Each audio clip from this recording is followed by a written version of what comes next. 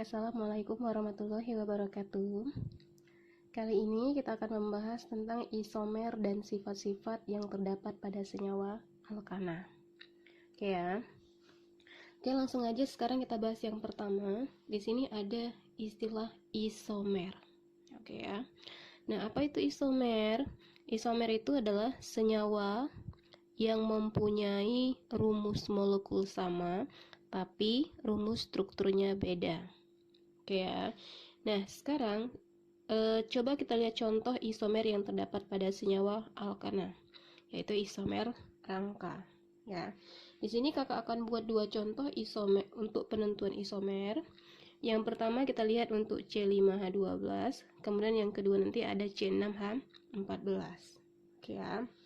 Nah, di sini kita harus memahami pada saat kita menentukan jumlah isomer, kita tentukan terlebih dahulu dimulai dari yang rantai lurusnya.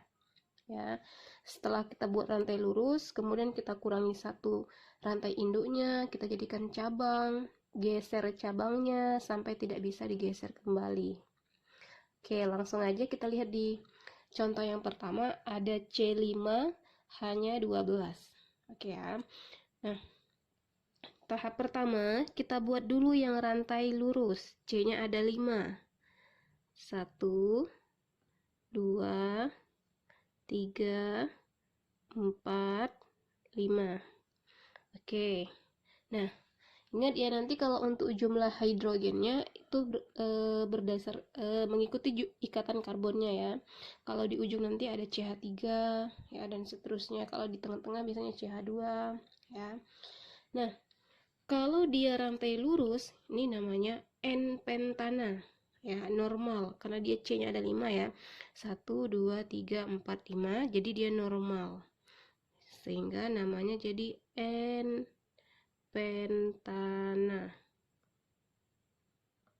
Oke, ini isomer yang pertama. Nah, tahap kedua, kalau kita mencari isomer, kita kurangi satu rantai induk. Ya, ini dinamakan dengan rantai induk jumlah karbonnya. Oke ya. Kalau kita kurangi satu, jadi rantai induknya tinggal 4. Ya. Kita buat karbonnya ada 4. 1, 2, 3, 4. Oke. Nah, kurang satu lagi. Kita jadikan cabang. Ya, coba kalau misalnya kita cabangnya letakkan di C yang di sini. Nah, ini tidak bisa. Kenapa? Karena dia berada di ujung.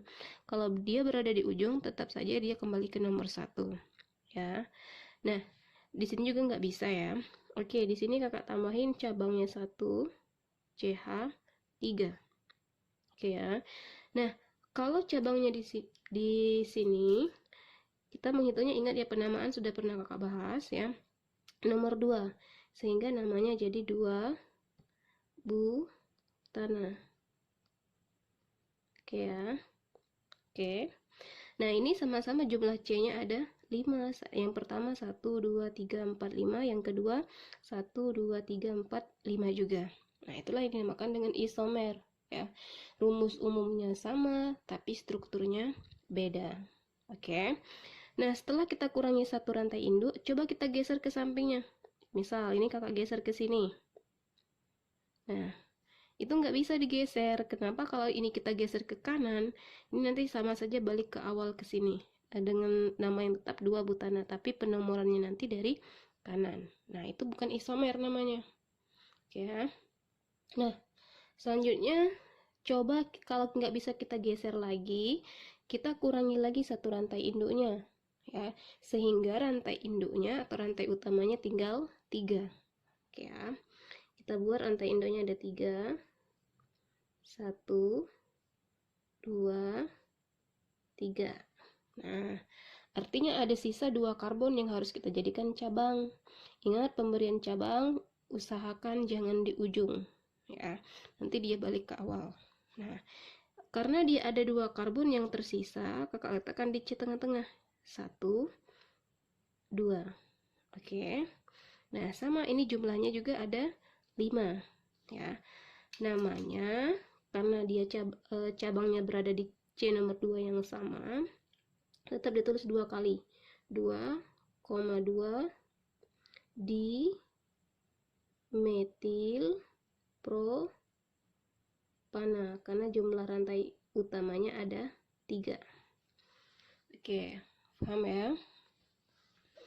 Oke, kalau udah paham, biar tambah jago lagi, ini coba kita bahas satu lagi, ada C6H14. Ya, jadi ingat, kalau kita penentuan jumlah isomer, usahakan dari rantai lurus, kemudian kita kurangi satu rantai induk, kita geser lagi cabangnya, sampai dia tidak bisa dikurangi dan digeser kembali. Ya, oke, langsung aja coba kita lihat contoh yang kedua. Jumlah karbonnya ada 6.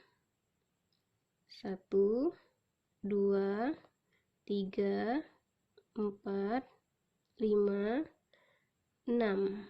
Nah, oke. Nah, kalau 6 namanya heksasana. Karena dia rantai lurus, ingat diberi awalan N. Jadi N heksana. Normal ya N di sini. Oke. Tadi tahap yang kedua, kurangi satu rantai induk. Oke, sekarang coba kita kurangi satu rantai induknya. Rantai induknya jadi 5. 1, 2, 3, 4, 5. Oke ya. Satunya kita jadikan cabang. Ingat, cabang jangan di ujung. Misalkan di sini C. Oke. Namanya jadi 2 pentana, karena jumlah karbonnya ada 5. Oke, paham ya? Nah, coba kalau kita geser ke sini.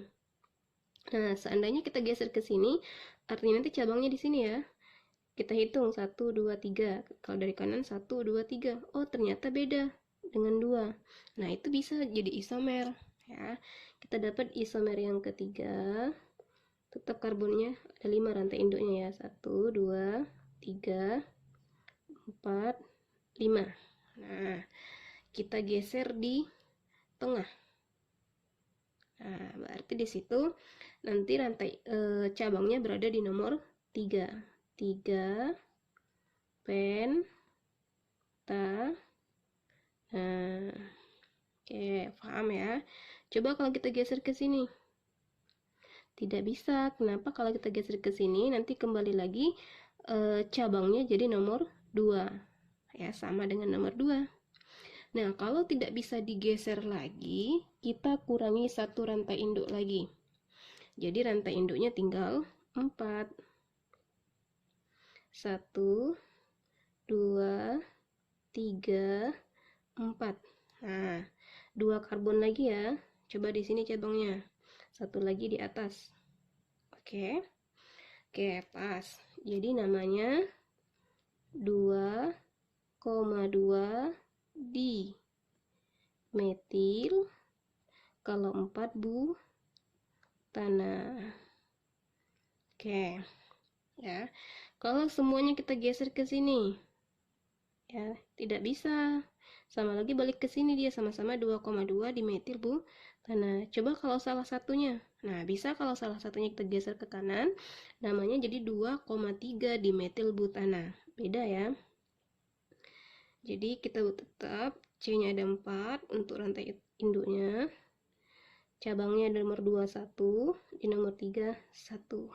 Nah, jadi di nomor 2 kalau kita geser nomor 2 1, di nomor 3 1.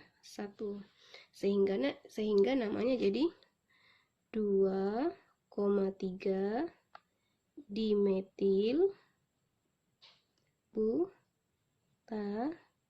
Nah, udah nggak bisa kita geser, nggak bisa kita kurangi lagi. Nah, itulah cara kita penentuan jumlah isomer. Jadi kalau ditanya berapa jumlah isomer struktur dari pentana, dapat 3. Jadi jumlah isomernya ada 3 ya. Kalau ditanya berapa jumlah isomer dari C6H14, dapatnya 1, 2, 3, 4, 5. Jadi isomer struktur dari heksana ada 5. Oke, paham ya cara penentuan jumlah isomer? Oke, paham. Kalau sudah paham, coba sekarang kita lanjut masuk ke sifat-sifat dari senyawa alkana. Nah, geser dikit ya. Senyawa alkana di sini kakak buat ada dua sifat ya, ada sifat fisika dan sifat kimianya ya. Yang pertama di sini ada sifat fisika ya. Nah, kalau untuk sifat fisika senyawa alkana di sini kita tinjau dari rantai karbonnya. Semakin panjang rantai karbon, maka massa molekul relatifnya atau MR-nya akan semakin besar ya. Nah, ketika MR-nya semakin besar, maka titik didihnya akan semakin tinggi. Ibaratnya kalau kita ada batu yang besar dengan batu yang kecil, kalau kita panaskan, siapa yang lebih duluan mendidih atau lebih hancur? Yang jumlahnya sedikit. Sama begitu juga dengan MR. Semakin besar MR, maka semakin sulit untuk dididihkan. Butuh energi yang lebih besar. Oke ya. Nah, sifat yang kedua, semakin banyak cabang, maka akan menurunkan titik didih. Ya, untuk nomor 2 nanti kita lihat di contoh. Ya, nanti ini udah kakak buat contoh soalnya. Yang ketiga, sukar larut dalam air, tapi mudah larut dalam pelarut nonpolar. Contoh nonpolar itu kloroform ya. Nah, itu untuk nonpolar. Kalau air itu termasuk pelarut polar. Ya. Oke, itu untuk sifat fisika dari alkana. Nah, kalau untuk sifat kimianya, di sini alkana termasuk senyawa yang kurang reaktif, ya. Di sini akan terjadi reaksi pembakaran. Nah, kalau untuk reaksi pembakaran, nanti di sini ada dua, ada reaksi pembakaran sempurna dan pembakaran tidak sempurna, ya. Nah, untuk contoh reaksi pembakaran, nih ya, nanti kalau untuk reaksi pembakaran ada pembakaran sempurna akan menghasilkan gas karbon dioksida dan energi atau energi dan H2O ya. Kalau tidak sempurna akan menghasilkan gas karbon monoksida dan arang atau jelaga ya. Nah, itu kalau untuk reaksi dari pembakaran. Nah, yang ketiga, si senyawa alkana di sini mengalami reaksi substitusi. Ya. Nah, kalau untuk reaksi substitusi di sini reaksi penggantian. Ya, ingat reaksi substitusi ini reaksi penggantian satu atom dengan atom yang lainnya. Ya. Sebagai contoh, misalkan di sini kita buat contoh ada metana. Ya, metana CH4 ditambah dengan Cl2, Cl ya, direaksikan, hasilnya apa? Nah, kalau kita reaksikan, yang namanya substitusi itu penggantian, ya. Jadi penggantian satu atom dengan atom yang lain. Di sini salah satu klorinnya akan digantikan oleh si hidrogen. Satu hidrogen akan menggantikan posisi si klorin. Itulah yang dinamakan dengan reaksi substitusi, penggantian satu atom dengan atom lainnya, sehingga hasil reaksi yang kita dapat nanti di sini CH3 Cl ditambah dengan HCl ya. CH3 Cl ditambah HCl setelah kita substitusikan. Oke, paham ya? Nah, untuk lebih jelasnya lagi, di sini udah kakak buat contoh soal, ya. Coba kita kerjakan, ada dua contoh soal di sini. Soal yang pertama, katanya di sini senyawa yang bukan isomer dari 2,2 dimetil heksana. Nah, di sini kakak bergarisi ya, jangan kejebak dengan soal. Bukan isomer. Nah, berarti yang bukan atau yang tidak sama. Ya. Nah, ingat isomer tadi rumus umumnya sama, tapi namanya atau bentuknya atau strukturnya beda. Oke, di sini kan ada 2,2 dimetil heksana. Nah, heksana karbonnya 6, ya. Metilnya ada 2, metil itu karbonnya ada 1 karena dia ada 2 buah metil sehingga karbonnya ditambah 2. Jadi di sini kita harus mencari berapa jumlah karbon yang 8. Carilah karbon yang 8 ya. Oke, kita lihat yang pilihan A, pentana. Pentana itu 5. Nah, ditambah 3. 1, 2, 3 karbonnya. 5 tambah 3, 8. Nah, ternyata ini berisomer mereka. Yang ditanya yang bukan isomer. Yang A salah. Coba kita lihat yang B. Butana. Butana ini 4. Ada metil 4 buah. 1, 2, 3, 4. 4 tambah 4 adalah 8. Isomer juga. Coba kita cek yang C. Heptana. Heptana tuh 7. Metilnya ada 2. 7, 8, 9. Karbonnya ada 9. Nah, jadi kalau ditanya yang bukan isomer adalah C.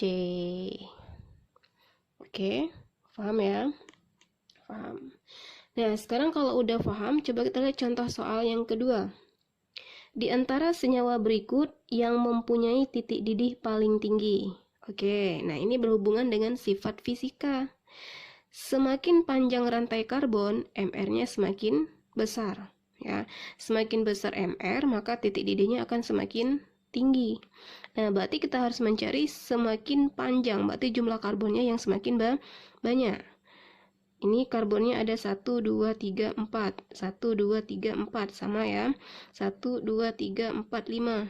Ini 1, 2, 3, 4, 5. Oh, berarti pilihannya antara C dan D. Nah, coba kita lihat sifat yang kedua. Semakin banyak cabang, maka akan menurunkan titik didih. Nah, di sini dia rantai lurus, di sini bercabang. Artinya yang semakin tinggi adalah yang C, yang cabangnya sedikit. Oke.